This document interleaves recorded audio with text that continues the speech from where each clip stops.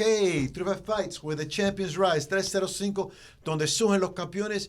I'm excited. We have Mr. Instructor Sensei Cesar from Round 5 MMA. I really like his hard work, his ethic. Thank you so much for coming today. No, thank you. Thank you for inviting me. Yeah, I really enjoy you. You know, I've noticed just from the short experience, you got that martial arts ethic of time, energy, and effort, and I like that a lot. Before we started talking, you are from Colombia, correct? Yes, sir. Awesome. My partner's from Colombia. I'm from Cuba. That's one of the things I like about 305. You know, the producers from Puerto Rico. It has that variety and that mixed. Let's start. Talk to me a little bit about yourself, Sensei Cesar. A little bio about yourself. My name's Cesar Serje. I own a gym, Round 5 MMA, that I started off maybe a year ago, and it's been going pretty good. You know, I moved back to my where I was brought up in Hialeah Gardens, and so that was kind of like my thing. I really wanted to come back to where I was raised, you know, because I feel like, especially the youth, you know, they really need it in that area. Like well, at least, you know, it's a different era now. It's different than when I was a kid growing up, but you know, there's a lot of bad kids in my neighborhood, you know, so I kind of wanted to get close to there so I could, you know, start bringing in that crowd that needs it, you know. You know, it's funny because we hadn't really had a chance to talk like this, but I could sense that energy because myself, I learned martial arts in Alapata YMCA. My parents came to the Pork and Beans Project, you know, and so they put us in to defend ourselves, and I've been also in the martial arts in the boys club or whatever, and that's something about the martial arts. The martial arts becomes a samurai. Samurai means to serve, and you know you want to help kids that need it and people that need it. Let me ask you, what degrees or belts, or tell me a little bit about your martial arts background. Well, I'm a jiu-jitsu black belt. I have a stripe on my black belt.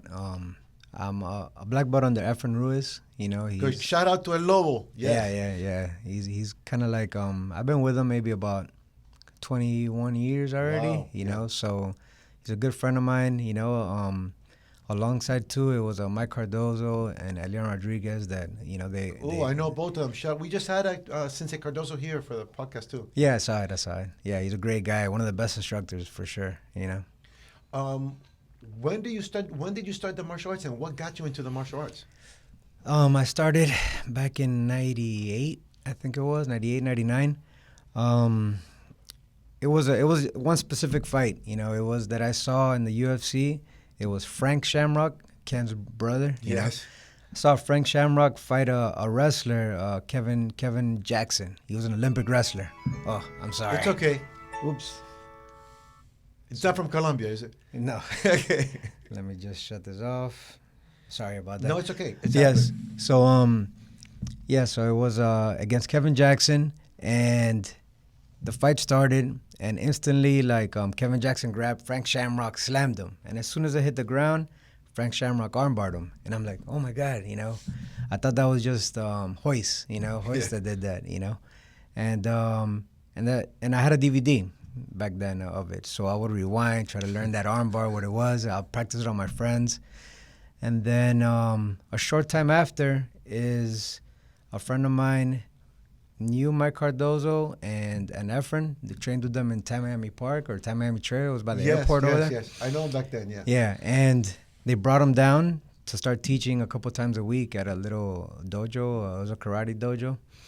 And I forget the name of it, but so we would bring him down, rent a little spot, and we just started training every like Tuesday and Thursday, I think it was, you know, and you know, history awesome. From there. Not too long ago, I was actually watching a videotape on YouTube of Frank Shamrock. And he was talking about how to prevent a takedown and how to do the takedown.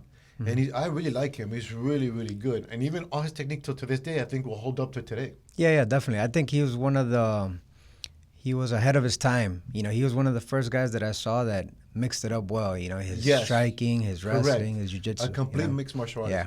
And excellent. You guys are doing really good out there. You had a fighter just in the UFC, Mr. Baez. Tell me a little bit about your UFC fighter. Oh, Miguel Baez. Yeah, man. He's just he was talented from the beginning. You know, he started with me when he was 15 years old. He's 27 now. You know, so. He's my first black belt, you know, that I promoted. And yeah, so he started when he was 15, and his story was more like he had one kickboxing match at the beginning when he first started. I think that's from that fight is why he became so good. You know, he lost it because he got tired. You know, and after that, he's like, man, that's never gonna happen to me again. You know, I want to be the best. You know, and he started training hard, winning. I think he got a belt from like every amateur promotion in South Florida at the time. And it's been showing, you know, he's been undefeated. Yes, it's definitely been showing. He's been winning and he's been looking good. Congratulations on that. Congratulations on your work. What you can tell me about his training that makes him different or apart from others? His discipline. You know, he's no matter what I tell him, you know, if he's hurt, I'll tell him, hey, you got to relax, take care of your injury. And he still pushes through it. You know, he'll be there the next day, and you know, and that's pretty much the difference between him and everybody else that I've trained with throughout. Mm-hmm. You know, the last 20 years, I never had either a training partner or a student that works as hard as him. You know. Yes, definitely. You know, martial arts in general, combat sports develops discipline, but I think it helps when you come with that innate discipline. Mm-hmm. And I think that happens in your culture, in your life. I was watching Henry Cejudo talking about, he said, you know, his mother had to come over the border with 5 kids. What he would enjoy from school is that he would get lunch and breakfast. And he said that he thanks that hardship because that hardship, he says, is what made him a champion. Yeah. And he says to be a champion, you have to go through hardships. So when you get in the hardships, you can overcome those hardships. Yeah, definitely. What's your feeling on that? No, definitely. You know, just like how martial arts transfers to life. You know, life I think also it's vice versa. Yeah. You know, so you know, sometimes I think martial arts like gives confidence and helps you push through hard times in life, but also too, you know, like I think if you're having to, you know, if you have a hard life. When you go to martial arts, you know, you're kind of used to fighting. So, yeah, I think it all goes together. Yes, that's a good point. Talk to me a little bit about 5-round MMA. You just moved into a new location, and how's going in the location, and what are the programs you have over there? Well, I have a kids program that I'm just started. I've always been focused more on the adults and the fighters. But now that I'm running my own gym at Round 5. You know, I want to get with the kids. You know, I want to start teaching the kids and helping the youth. You know, so yeah, you just moved over there. I saw you guys getting ready. Wish you best of luck. What are the disciplines or the arts you're teaching over there? Jiu-jitsu, Muay Thai? Yeah, we do Brazilian Jiu-jitsu, Muay Thai, boxing, wrestling. You know, some judo. And yeah, you know, we just try to mix it up just to have a good recipe for mixed martial arts, you know, for the fighters. And, you know, I also have a lot of jiu-jitsu guys that comes just for jiu-jitsu or just for striking. But, you know, it's kind of like what our style, what we put together. Yes. You know, similar to every place has, you know, nowadays, you know, there's a lot of great martial arts, mixed martial arts gyms. But I think all of them have their own type of recipe, how to go into jiu-jitsu or striking. No, you definitely have a good recipe. I congratulate you on that. We've had some of your guys over our shows. Thank you very much for participating in our shows. We've had Miguel, Chief Mig. We've had the Dragon Ramirez over there. And the Dragon Ramirez, he's really, really improved. He looked very focused in the last fight. Talk to me a little bit about those guys over there. Oh no! First of all, they're great guys. You know, they came together, and they've been training real hard. You know, and James is he's pretty much like a workhorse too. You know, he also has his family and his wife and his kids, but he makes time to come and train, especially if he has a fight. You know, and Miguel, the same thing. You know, he's a great, hardworking guy. You know, he's battled through his injuries, you know, so he's had to miss a lot of training because of his injuries, but he's a hard worker, you know. You know, now that you talk about that injuries, I want to talk to you a little bit about the training. Mm-hmm. Because, you know, you get injuries. In fact, I congratulate you. You recovered and you came back. We had from your shoulder surgery and whatnot. Yeah. How did that happen? I actually tore my pec. It was my Oh, okay. yeah, and Okay. well, it's kind of like in the Yeah. same area. Yeah, I got surgery. I was out for. I'm just coming back now. I was out for almost 8 months. Yeah. You See, know? a lot of people don't know that a lot of the fighters, go through a lot of injuries, and that's why my take, and I want to ask you your take on the training. We have a doctor on board, and we have different specialists, and we talk about recovery therapy, um, basically sustain their therapy with nutrition. You can't just train hard anymore, especially if you're at this is my understanding of the point, at this level, because you got to keep yourself healthy and not injured to fight. So, for example, in sometimes in sparring, usually when I'm teaching the guys, I'll have them spar at 25%, and then we'll have one day that'll be maybe go up to 50%. What do you think about having a different approach to the training to try to prevent injuries or fix injury, recover from injuries? Well, as of for training, I like for the guys to have one pretty hard sparring session a week, and if they get sparring in the other days, it's very light sparring, maybe 20%, just like going through the movements, and maybe, like that one time a week going up to 70%, 80% the fighters, going a little hard, but not actually, what I mean hard is not really like hitting each other 80%, but the velocity and the movements to be strong and fast, but you have to, with experience you get control and you learn that you could throw fast without hitting hard. I think that's one thing that with experience and time, you learn how to do that. You learn how to spar fast and hard, just like a fight, but, not allow the power. Correct, correct. What do you prefer for conditioning, for aerobic conditioning, for preparing or training? So like some people still like the old school long distance running, sprints running. Some people like to get a lot of rounds on the pads. Well, what I always tell the guys, running, run every day, unless they have an injury, then I tell them to swim, but usually 2 to 3 miles most of the week and one long distance, so meaning like if you do Monday, Tuesday, Wednesday, 2 miles each, Wednesday you pick it up to 4, and then you go back down to 2, and sometimes maybe substituting a day for sprints, instead of doing the 2 miles, we're going to do a couple rounds of sprints. So sometimes I put them together and we do, I think we call buddy sprints. So we do about 20 yards. One guy sprints back. As soon as they get back, the other one takes off. And we'll do that for rounds. We'll do that we'll do 3-4 minute rounds. And that builds explosiveness, because a fight, it's not all explosiveness and it's not all, you mix it up, That's one of the things I like about 305 Fights and and promoting the martial arts in general, all the schools, all the teachers. Just in these interviews, I learned so much, and it gives me different ideas for training. How about for the strength and conditioning, the weights, plyometrics, calisthenics? What's your take on that? For fights, just explosive, fast twitch, movements and maybe a lot of plyometric, a lot of jumping. Weights, some explosive weights, maybe, power cleans and squats, but not any muscle building workouts, we're not sitting there curling and stuff like that. It's not going to help you in the fight, Right. So more just athletic movements, Yeah, there's a lot of people getting into the high intensity training now, the HIIT training. So they'll do elastics and they'll jump to like a clean and jerk real fast and then go hit the bag and whatnot. That's good, yeah. Yeah. Let's talk about something that I'm always interested in and talking to their coaches to see their perspective, the mental training.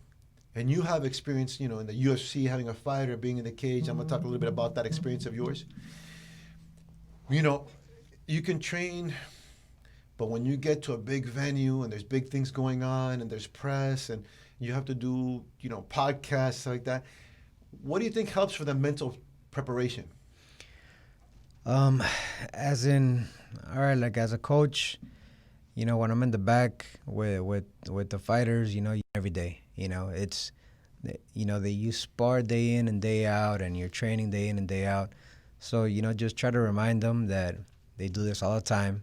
You're going to get in there and do exactly what you've been doing the whole time, So, just try not to make it bigger than what it is, You're going to go in there, you're going to punch, kick, you're going to do some takedowns, defend, same thing you do every day, So just try to make it, kind of bring them back and they're, where they're at, and enjoy it, have a good time. Sometimes I tell the guy, hey, man, when you get in there, I want you to look at me and smile, show me that you're happy being there, So that's the main thing, like I think a lot of the sometimes the mental part is that that they're putting too much pressure on themselves. Yeah.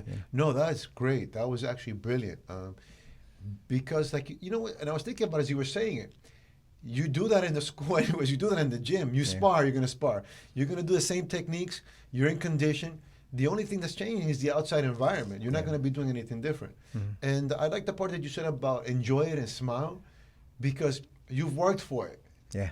And when you enjoy something, especially what I've noticed through 305 Fights and having Combat League and sports and entertainment, if you enjoy it, you're going to perform more, and people are going to enjoy also watching you more. Yeah. Tell me, how was the experience at in the UFC, being there in the UFC, coaching? How was that experience? It was great. The first time we went to the Contender Series. That it was at the Apex in Las Vegas, the Performance Institute. Right.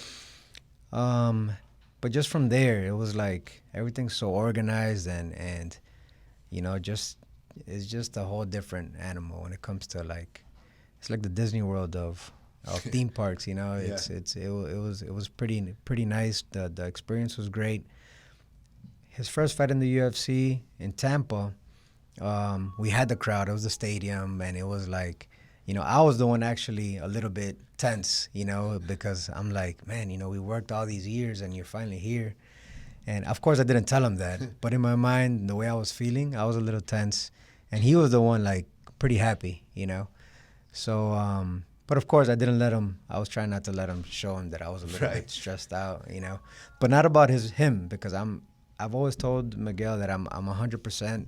Confident in what he could do, because I know where he's gonna be at, and I know how good he is. So especially you get to see the other fighter before the fight, so I'm like, all right, I know you got this guy, but just the whole experience, it was great, it was great being there, and the last fight was the opposite, when he just fought Matt Brown. I was 100% confident and happy, and I had to bring him back down, man, you do this all the time. You could because he was a little bit worried because Matt Brown is a big name. You know? For a lot of experience. Yeah, a lot of experience. He has 20 fights in the UFC alone, so it was a big step for him. And he was a little bit tense, and I had to, man, look, this guy has 2 arms, 2 legs, just like you. He has a chin. You could. You hit hard, you could knock this guy out, So, so it worked great, Yeah, it was really, really very impressive. That was awesome because, the UFC came back and they were just in the Apex, of course, with no audience. Yeah. So you got to experience that. And then you experience with audience in Tampa. And then again, without audience, I have had some coaches that have been in there, stuff like that. And I noticed just from watching it, you could hear the ring announcers. You could hear everything so clearly. It was kind of different, And like you said, Matt Brown does have a lot of experience. He actually went to Cuba and trained over there and stuff like that. Wow. And you know what? And I did notice that when he first started, he was a little tense, a little excited. Yeah. And then when he settled into his stride, it was pretty much the way it was gonna go. Yeah, it's kind of like when Matt Brown hit him. That he rocked him a little bit. It's like he woke up after that. You know? Yeah. He woke up and he's like, all right, I'm in a fight, Yeah. Like it wasn't Matt Brown anymore. It's like, now I'm in a fight, Yeah, correct. Yeah, the mind is incredible. I want to talk a little bit about the benefits of the martial arts in general for everybody, like the self-confidence, the self-discipline. before that, you have a lot of great people around you that I know. For example, Sensei Efren, El Lobo Ruiz, Rico Coco. We have so many talents, so many great instructors in the 305. You want to talk a little bit about them and that and all the instructors here and how they really make it better? Well, yeah. Well, Efren, he's been around since the sport started here in South Florida, and Mike Cardozo and Elian. Yeah, those guys are great. No matter what, we're always close. Sometimes I don't talk to these guys for years, and we see each other and we hug, and I have a lot of respect for them. I owe them pretty much everything as in my martial arts career. Like, I learned a lot from Mike Cardozo. I used to train with him a lot back in the day, and I learned a lot of stuff from him, and he's such a great instructor, and he puts... Yeah, like you said, it's a combination of being a great instructor and great person. Elian does some of the refereeing for us and stuff like that. And, that's what we want to really, with 305 Fights, promote, because we have a lot of good people, a lot of talent. And, you just made a very humble remark, and that's great, because in 305 Fights, what we're trying to do, if you see it, you say respect and honor. It's not just the combat sports, but bring the philosophy of the combat sports. Bring the professionalism to combat sports. Yeah. I think like that, we bring it to a higher level, and we bring things of value that everybody needs in everyday life. And that gets to the question, in your academy through martial arts, not everybody's going to be a fighter. Some people are going to be coaches. Some people are going to be instructor in your academy. Some people are going to work as a teacher. Tell me all the benefits that the martial arts has to offer for these people. Yeah, it's like I said, like we said a little bit before, it gives a lot of confidence and perseverance and how to push through tough times, and even from losing weight, I have one of my guys that he lost over 100 pounds training. Wow. And he's actually a fighter as well, and his name's Alex Cejas. He's Congratulations, yes. Yeah, he went from being like 300 pounds to like his abs are starting to come out, so yeah, and it's all, I think, just the mentality, that you could push through anything, Yes. through when times are getting tough. Even me right now with the gym, relocating, like sometimes you feel like overwhelmed. Yes. You learn how to take a deep breath, like you would in a fight or anything, take a deep breath and I'm like, all right, I got to push through this. Yeah, that's our logo, where champions rise, but it's not just fighting champions, it's life champions. What I like about 305 is a lot of people are immigrants, parents come over here, like our parents and my parents, and you know what? Like you said, they take a breath and move forward and overcome it. Mm-hmm. Let's talk about what's happening in the UFC, had a lot of things happen, a lot of things are going to happen. What did you think about that Amanda Nunez fight? Oh, Amanda Nunez, yeah, she's unstoppable. She's unstoppable. I got to train with her a little bit years ago, and yeah, she's something else. She's, I don't think any woman's gonna beat her. Yeah, I think at that weight class or whatever, she's the queen there. I was really happy for him to come back, because I was more concerned with not his skill and his psychologist, Cody Gambart. Yeah, what did you think about the fight? Oh no, also him. It was great. He showed a lot of, what he didn't show before was patience. Before he'll get a little wild and he'll get caught. And this fight, he took his time. He never engaged in the brawl. So I think if he fights like that all the time, I think he could be champ. Yeah. I really like him, and I think he has all the qualities you said of being a champion. A gentleman that was watching that he just came back, hadn't fought for a while, and he's had 2 good showings, and he really sells himself good, is Sugar O'Malley. O'Malley. Yeah, what do you think about the kid? Yeah, no, he's great. All around, he's the next generation, all around he's great. If I was to criticize him, I think he keeps his hands a little low, and I think somebody that hits hard, maybe could get with good boxing, but all around he's a beast, Yeah, and you said he's that. I think he's the new generation of something that's been being developing for a while. Is a well-rounded mixed martial artist. Yeah. Yeah, it's funny. I have a brother in the arts and the martial arts, and he was my kickboxing coach and my boxing coach. He trained with Angelo Dundee, who trained Muhammad Ali. And he said Muhammad Ali used to keep his hands down. And, Angelo's very technical, but he never corrected him. He said because he always won Yeah. in his movement. So, but as long as it's working for him, because there is that chance that you get caught, because you never know how fast someone is, or if maybe you misjudge the distance. Exactly. Well, Dana White announced Fight Island. Oh yeah. It's gonna be in I think Dubai, no? Yeah. I think it's Gilbert Burns fighting on that. Yes. One. Yeah. Gilbert Burns and Gaethje. Yeah. Gaethje. What do you think on an island? I mean, they have the cage on the beach. Yeah, it's gonna be. First of all, they're gonna have a great experience. It's it's never been done really. Well, it was done back in the day by Bulldog Fights. Bulldog Fights had a similar thing. Yes.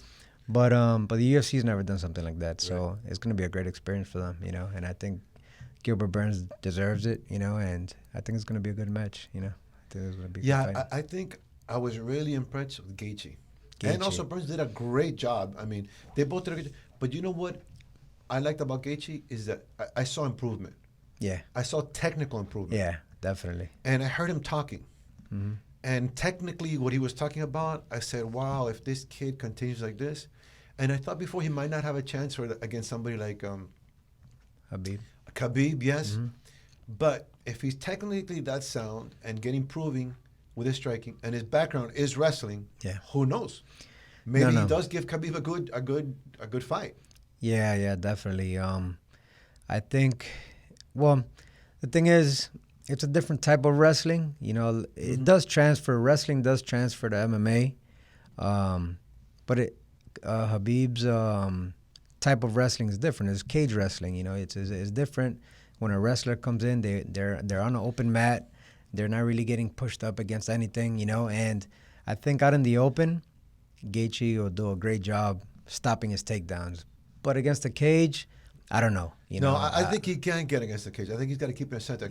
You picked up on that, and it shows that you have a high IQ of martial arts, that he's cage grappling, and I don't think anybody can survive that. You got to get away from that. They're supposed to be also Burns is supposedly going to fight Kamaru Usman. Mm-hmm. He's been doing really good. He's doing great. I don't know if he's ready for a person with the experience and the level of Kamaru Usman. What do you think about that? I think Burns. I think Burns is ready, man. Burns is tough. He's tough. He showed that his brother worked hard. His striking is getting better all the time, and his jiu-jitsu is top notch. So I think he has a great chance. Awesome. They have Alexander Volkanovski is going to rematch with one of my favorite, Max the Blessed Holloway. I was really a little bit saddened about his last performance. They're going to do a rematch. What do you think about that rematch? He took the belt from Holloway, right? Yes. Yeah. He deserves a rematch. He just lost the belt. So I think a champ deserves a rematch right away. That'll be a good fight. That'll be another good fight because the last one was good. Yeah.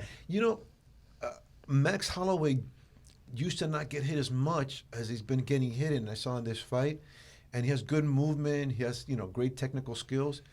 I have never been much for what I call mutual destruction. You hit me, and I hit you. Mm-hmm. I've always been more of I like the fighter that has a good defensive system, a good offensive system. Mm-hmm. Obviously this is the fight game. If like you jump in the swimming pool, you're going to get wet, so you might get hit. But I don't think you can get hit a lot and get hit hard. Yeah. So I'm hoping that he makes the adjustments.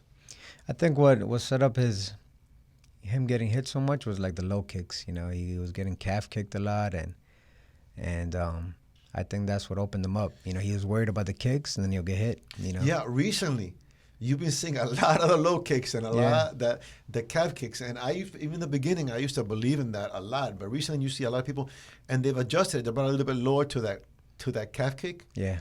And it's been something now that everybody's going to have to be aware of. Yeah, that's how Miguel won his fight. His first time in the UFC, Yeah.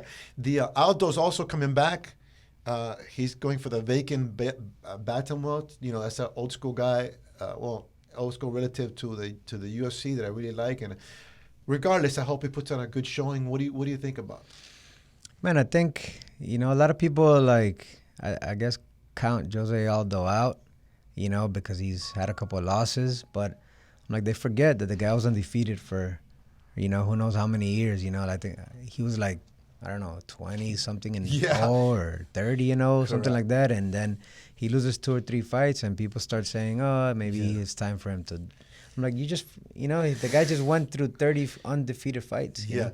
that's something that happens a lot in the UFC, and I think because it's not new, but it's a new sport that people see in the media that you don't see in boxing. I was watching Roberto Duran, 117 fights, 90 knockouts, but he had a bunch of losses, and he came back. And you can have a bunch of losses and still come back. Yeah. So I think with experience and time, I think maybe people get more educated about it. Let's talk about the condition of the mixed martial arts and in the UFC. We talked about the Apex. I was just reading something really interesting. Professional Fight League had just signed with ESPN and have their own studios, and they're going to be filming in their own studios, and a lot of things coming up in mixed martial arts. The UFC has Fight Island. We have the One League. We have Bellator. How do you see the state of combat sports now, presently? Well, it just keeps growing, and more people are learning and knowing about what's going on. Before, people would watch a fight and why are they hugging each other so much? Yeah. I think now people know what's going on more. So it's good. I think I don't know if it's because this is what I do for a living, but I feel like it's kind of like other sports are being like shadowed a little bit. Like people are paying more attention to MMA. Oh, definitely. I mean, you see that boxing wants to get into MMA. Oscar De La Hoya have Golden Boy. MMA, they had an event with Chuck Liddell, and then I also that's one thing that I see also. I think Dana White said that he'll be getting into boxing also. So I think what's going to happen is you're going to see like what McGregor did, and that's I think good for the fighters. Good for their livelihood. Good to bring more people to the audience. I think just got to be careful that they educate people. Okay, there's different combat sports. Okay, this is boxing, but this is mixed martial arts, and this is this. What do you think about that? So the question is, it's like boxing is now getting into mixed martial arts, Yeah. and mixed martial arts to get to boxing, and I think it's good. Yeah. But I think they have to be careful with really defining themselves. I'll give you an example. Ronda Rousey got into professional wrestling, and that's great, and I love it, and it helps. But I think the UFC has to be careful that it doesn't become like professional wrestling or any other sports entertainment. Okay, so keep it like what it is. Yeah, it is, because then you don't want people to start saying, oh, this is like wrestling fake, or it just becomes a boxing match. Yeah. I think they should keep it separate. If Dana White's gonna do boxing, I think it'll be great, but he should not. Meaning, like I heard somebody talking the other day that they were maybe gonna do like half the fights boxing, half the fights MMA. I don't think that's a good idea. No, see, that's a point. I'm glad you made that. I wanted to see where you were because I said it. Yeah, I think that's not gonna be. I don't think that'll be good. Yeah. Yeah. No, I don't think so. I think they should keep it separate. And because boxing fans aren't MMA fans. Like people there's a lot of people still that just like boxing. Yeah. So when they see MMA, they don't get it, So I think, let's say if it was a crowd, I think they'll start booing. Booing, and why are you booing? The fight's good. And one of the things that I have to think they have to be careful with is that what I love about mixed martial arts is so dynamic. You can be standing up and then you go to the ground. It has that mix. Yeah. Sometimes when I see an MMA match and it just becomes a boxing match or it just becomes a ground match, I want to see it all. What do you think? What do you feel about that? Yeah, definitely. I think that's why it's such a great sport. In boxing, once they clinch, let's say the ref didn't get involved, once they clinch, somebody's gonna end up going to the ground. So that means that there's an interruption of what's going on. So the great thing about MMA is that there's no interruption. You clinch, you're gonna keep going, and you're gonna try to get a better position, and you're gonna try to win somehow. So I think that's so in a way, boxing isn't completely realistic for a fight. Correct. Which boxing, like we do a lot of boxing at the gym, you know. But, you know, it's just, you know, MMA is a complete sport, you know. Yeah. No, that, you know what? That was a really good point. You know, I want to thank you for coming in today. You made a lot of great points. I learned a lot, and that's what we want to do. We want to communicate. We want to educate people. We want to inspire them. I wanted to give you one of our 305 Fights awesome. T-shirts. Represent the 305. Yeah, I wish I would have brought it. I didn't even think. It's okay. Represent Thanks. represent the 305. Mm-hmm. You're doing a lot of good things. You know, if we can be of assistance, always reach out to us. Anybody in the martial arts, any school, any system, we're here to help each other. Any final shout-outs or last words that you would like to say? Well, no, just thank you. You know, you've been doing a great job as well with your events and everything. So thanks for having me. And just a shout out to all of Round 5. And we mentioned Efren and Efren, Mike Cardozo. Yeah. What is your social media so people can contact you? It's a Round 5 _ MMA, or you could look up my name, Cesar Serje. Good. You know? And if they wanted to contact the school for the programs or anything, where can they contact? They could call. The phone number is 786-287-4222. Excellent. So you could or through social media, you know, or Facebook, or just look me up. I wish you the best and keep going where you're going. Thank you, Sensei Cesar. Thank you. I appreciate it. Thank you, everybody. 305 Fights, where the champions rise. 305, donde surgen los campeones. 305.